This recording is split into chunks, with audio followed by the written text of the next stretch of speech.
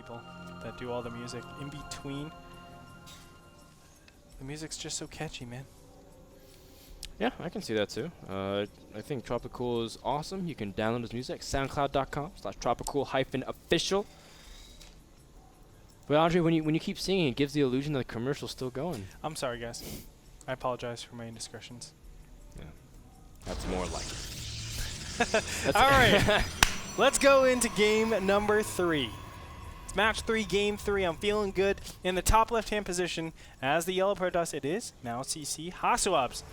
He's a 1-1 against this player over here, Huck, also known as Depression, Sadness. But really, he's not a sad person. He's a happy person. We know he's a happy person deep down inside.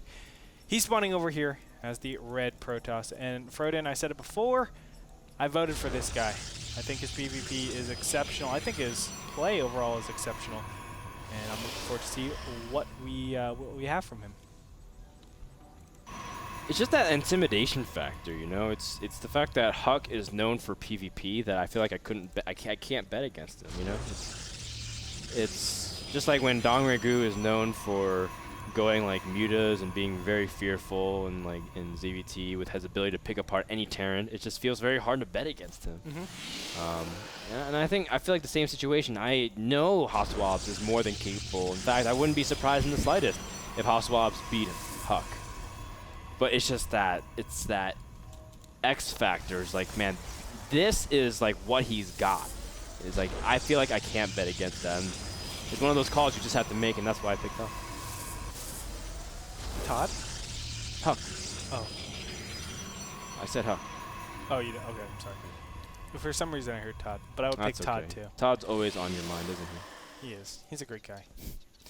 Wait. All right, I'm not gonna. Wait, what? Did something cancel again? No.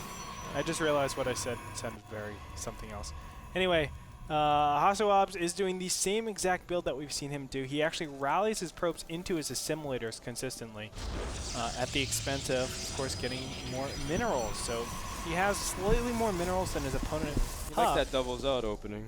Yeah, he loves this. And I kind of like this. The double zealot opening actually enables him to defend against a lot of different early game aggression where, you know, you see proxies, etc.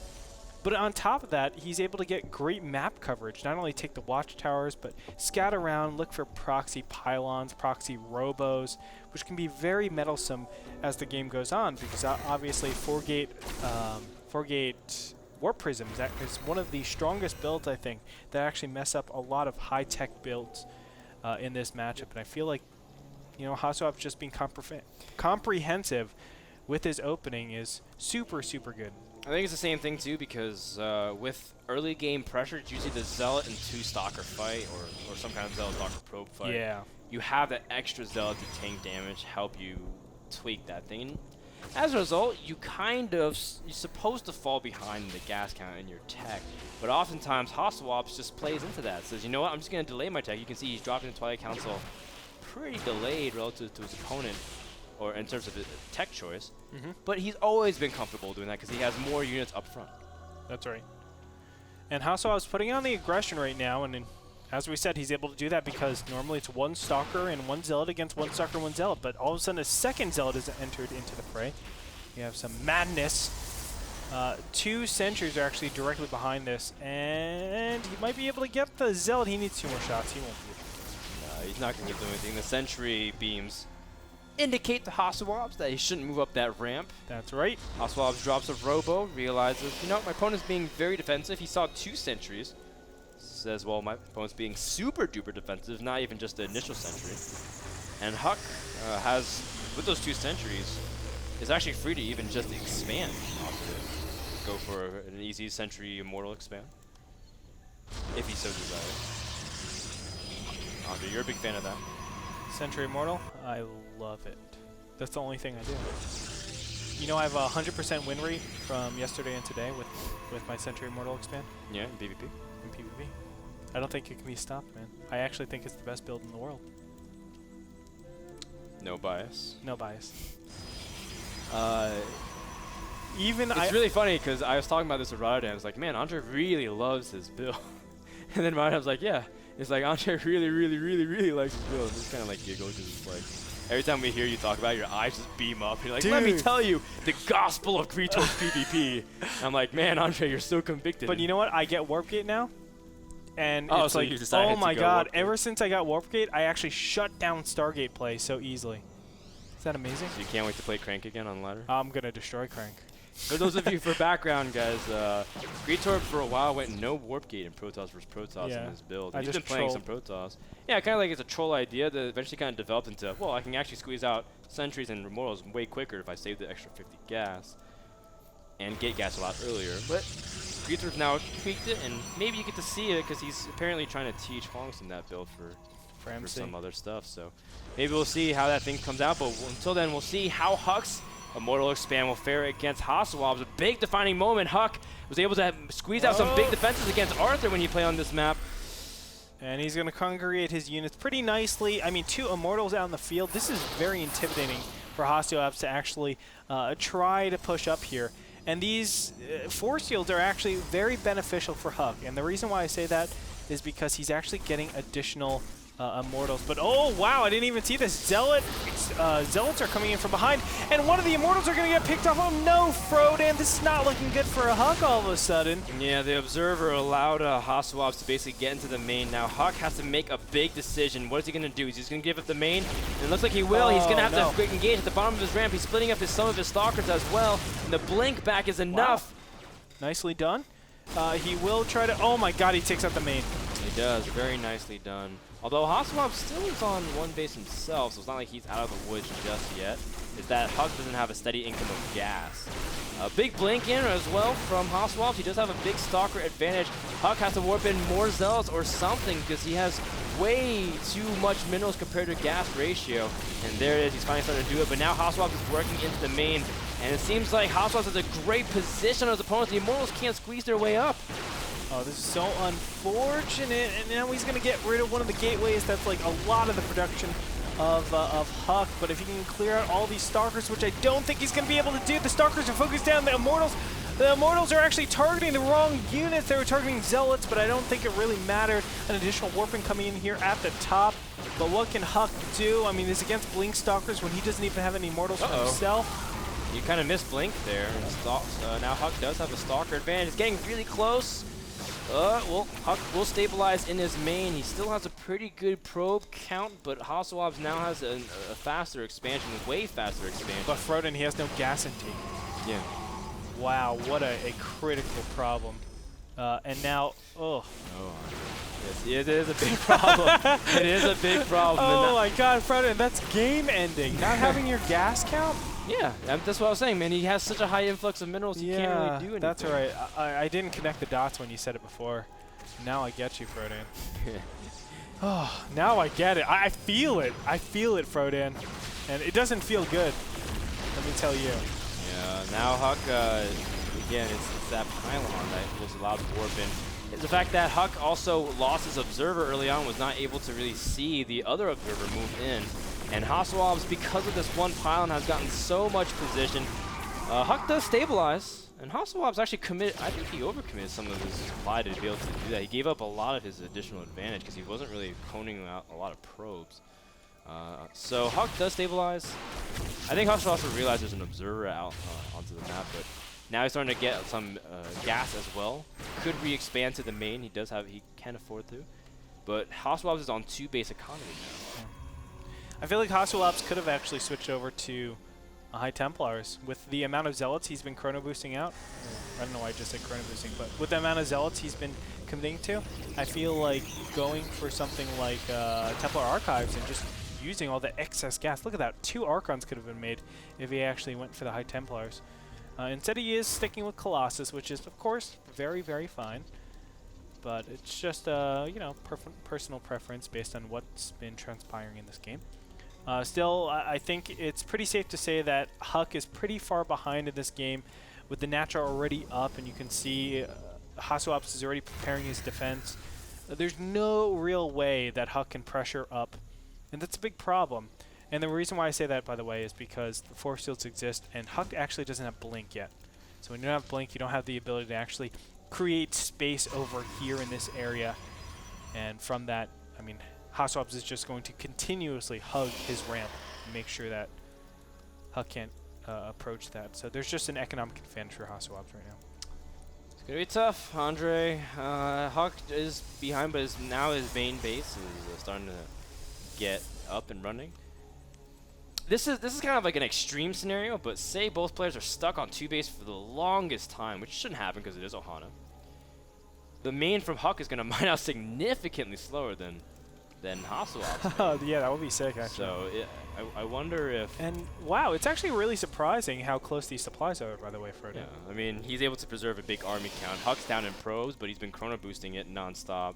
Huck's not in the worst position possible, that he just suffered a lot of damage, and I think he's been able to really pull his way through. And the cool thing is that he even kept one of like the Immortals alive, so it's not like Hasuobs a big advantage of that either. That's true. Thermal Lance is being started, so we are going to have a lot of passivity. We're going to see how greedy Hasuobs can be in this position, because I feel like when you know you are pretty far ahead, you do take that faster second robotics facility or that faster double forge or something like that, or even the faster third base, just to try to compound your interest in your advantage. So I'm anticipating Hasuobs to do something a little bit trickier, as we see both of them pretty much doing the same thing so far, but there it is. The second robotics facility gets placed right now. The Hasuobs can substantiate that with his, oh crap, his economic advantage. I meant to press I and then I pressed F11 instead. I don't know what I'm thinking. Press what? I pressed F11 instead. Oh, to get the message log? Yeah, I don't know what I'm Andre thinking. really wants to know what inside the player's heads. Oh, look at what they're saying. Look at what they're saying. Hasuobs going to push out into the middle of the map. I pressed F11. I didn't see anything either. And I feel like Hasuobs is just going to take map control. He's not actually going to commit to this. And there it is, top right-hand position. A Nexus is dropped. The problem is Huck doesn't know if this is going to be all-out aggression or not. So he needs to prepare like it is. So he can't really take his third base because of that. On top of that, Thermal Lance is just going to finish up for Huck. So that'll help out quite a bit. But this is really scary for Huck, because he does feel that he's probably behind right now. I don't know. I think Huck, with 3 Colossus, Hasuobs could be easily forcing himself in an awkward situation. And, see, the force field advantage does belong to Hasuobs because there's no sentries to really trap off the Immortals. Yeah, but I think force fields don't really matter in this position. Just because 3 Colossus are out for Huck, I mean, they can just smash them. Oh, I meant for Huck. He has no sentries. But you know, you're absolutely right. I think in this scenario, Huck has too many Colossi. Yeah. And now Huck's just continue to add on more gateway production. This is bad because time is going against Huck. Remember, double robo for Hasuobs, whereas nothing really. He's been pulling his gas. Oh, he could actually catch something, but he's not going to. I don't know. Well, Huck is pulling back and showing restraint. He is also getting a Temple Archives. I think Huck's going to really just try to zone out and see if he can play from, I guess, behind. Although, right now, see that he's immediately canceling his pylon. Now that Hasuobs sees the timing on the third, he's just going to move on to Huck's third. Even though Huck's has, I guess he had that whip. Oh, shoot, he's not paying attention to Colossus. Oh, no. They were attacking the pylon, right? Yeah. Oh, my goodness. That's actually a lot of damage being done to Huck. Oh, what an unfortunate way to go. Oh, single Colossus. 2 Colossus are going to be picked off here. It's going to force the cancel. Oh, God. That is massive, massive amount of damage. And now Huck, he's lost resources. He's lost Colossus advantage. Now Hasuobs on double Robo Colossus. Wow. I wasn't expecting really that. Like, that was the one thing going in favor of Huck, that he had more Colossus. Yeah, and you know, you can really see the advantage of being super aggressive. Hasuobs was like right on the rim of in range of his opponent. He was like, I can pounce whenever I need to. And that's, you know, that's something really hard to do because a lot of times you can be caught out of position, but Hasuobs just saying, no, I have the APM to do it. I have the ability to... Wait, what's going on? He's going to use the vision for the Colossus to work in. I was like, this is a really weird Colossus, but... It's like, yeah, they won't expect this Colossus run by. Gonna walk up the cliff. That is and really the warp in. Now, Hasuobs is playing this so brilliantly. He knows it's a Colossus advantage. Why not? Just use 1 Colossus, poke up there. And it's funny, too, because you can kind of use it to kind of protect your unit. Huck does clean up the pylon, but does he have anything to defend back at home? The answer is really he doesn't. The 3 Zealots are going to make their way in. Ooh, Huck does manage to actually fall back and be able to scout this in time. He has to kind of pull his probes, but this is very nice. And now all of a sudden, more space was given to Hasuobs. Upgrades are +2 attack for Hasu and Huck, so nobody has an upgrade advantage there. Here we go. Oh, gosh. Oh, Colossus, what are you doing? No! And another Colossus goes down for a Huck. Huck is terribly out of position. He doesn't have charge yet, so attacking into this would be very, very unwise. But again, economic damage being done. You can see in the back, he's not even minding his gas, going over to the third base. Very smart of Hasuobs, just keeping his opponent on his toes. And Huck is going to be forced to cancel yet again. He still doesn't have a charge. It's going to finish in 20 in-game seconds. But this is going to be Huck's only chance. And without charge, Frodan, I don't see a foreseeable way how he can do this. Disappearing. The Archon's absorbing as much damage as they can, but there's just so much. Although there's not really many support units, it doesn't even really matter. Huck has nothing really. Although the Colossus, they're getting flanked from the bottom. Wait, the charge lots, great time for Huck to be able to come in. What? And the supply. Oh my God, are you kidding? Frodan, what the heck just happened? Too much Colossus and not enough other stuff. Hasuobs kept using his war pins. Oh my God, and there is a lot of momentum here that Huck can actually take advantage of. It is a little bit harder for him to actually remake units, but having that small little Colossus advantage will help quite substantially. He kills the last... no, he doesn't. It's because Hasuobs used so many of his war pins in the main. Wow, that's actually crazy. But you know what? Maybe Huck doesn't have enough stuff to actually even defend against this. Yeah, he chased a little bit too hard. Yeah. Needed to get his Colossus back home. And it's so hard to read that situation. Although Huck, the thing is he's on 2-base economy. He can trade like that once maybe, but unless he traded so favorably, it wouldn't have gone either way. Huck valiantly holding yet again, just showing why he's one of those players that always tries to defy the odds.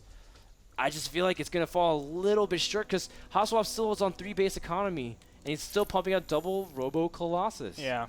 I mean, there is a 12 army, well, it's a lot more than that now. No, just about 10 army difference. But when it comes down to it, I feel like just the position of Hasuobs, the income of Hasuobs is just so much greater. Income tab showing such a substantial difference. But as you said, that main for Hasuobs is actually mining out, which is going to somehow or another help out Huck, which is crazy. Keep his opponent on 2-base, and Huck has been taking some serious damage. Units lost have actually showing very, very equal it's just that money counts. Hasuobs had more money to play with. So yeah. That's a little bit deceiving. If Huck can force really awkward engagement, get a Zealot flank, anything can happen. Colossus, I mean, army supplies in PvP is a little bit deceiving as well because Colossus takes up so much space. Yeah. And Colossus could easily die in a second if they're mispositioned, just like we saw Huck as 2 Colossus kind of attacking a straight pylon. Frodan, could you even imagine in that last battle, if Huck had 3 more Colossus to that battle, he would have been so far ahead in the game. Yeah, he would have. Yeah, I think he would have demolished his opponent. Would have been really far ahead. And his 3rd base would have been safe. You know what? 3 Colossus is the amount that he should have had more, because he actually lost 3 of them to just like being out of place or killing that pylon over here. And that's what I'm talking about. And look at this, Huck. Huck is on, oh no, he's on 2-base economy, okay. Hasuobs is now moving over to another base where we can get 3-base economy. Hasuobs is looking so good. I just feel like, other than that one engagement, he's barely made any mistakes this game. Well, the one mistake I would actually say is the fact that he doesn't have Archons in his composition. He needs Archons in his composition. He's getting it right now. Oh, okay. I lied. So Hasuobs is doing everything perfect, Frodan. That's he's incorporated Archons exactly when he needs to. I feel like Hasuobs played this really well. Yeah, I do too. Huck, let's see what he can really salvage. He's got to hope for more time to max, but he really doesn't have that time or luxury. And even if he does, his composition is going to be very, I always say suboptimal because he's got so much limited amount of resources. He might have to just overmake Zealots when he really doesn't want to. And Zealots aren't too good when you're going up against Archon and Colossus. Both of those just eat them alive. But let's go ahead and see. It's going to come down to this battle, Frodan. Maybe the charge lots are coming in from the north. Colossus coming out to kite back. That's very good for Huck thus far. In fact, Stalkers have to blink back. And just like that, Huck's able to push back, but still, trades is good for Hasuobs right now because of his economy is so much stronger production-wise.